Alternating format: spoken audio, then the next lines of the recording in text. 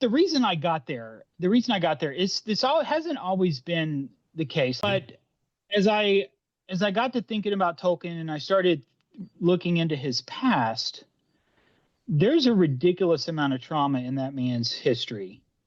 He lost his father as a young boy, and most people, well, he lost his father as a young boy, lost his mother when he was 11 or 12 to complications from diabetes. All of his basically our equivalent of high school friends, he lost all but one in the Great War, most of them in the Battle of the Somme. Ridiculous amounts of trauma in his early life. She died from complications related to diabetes.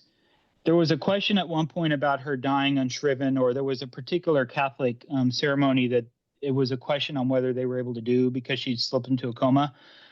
That would have been something that might not have happened if she'd had medication, if she had had money. The reason she didn't have money was because after her husband's death, she had started going to Catholic Mass, encouraged her sister to do the same thing.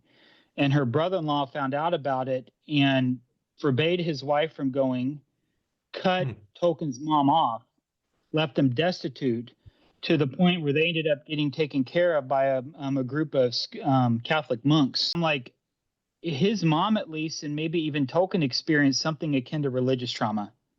There's a reason he was such a staunch Catholic.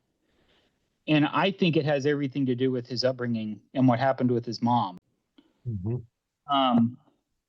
So all that, to me, that trauma informed what Tolkien was up to. And so when he talks, he puts these words in Galadriel's mouth. He talks about life being a long defeat. And I read that as this is a guy who knew what suffering and pain was, and mental anguish and torture. He's looking at all this happening, and it's like, there's a reason he says life is a long defeat. But he was also Christian, and he knew that there was ultimately hope.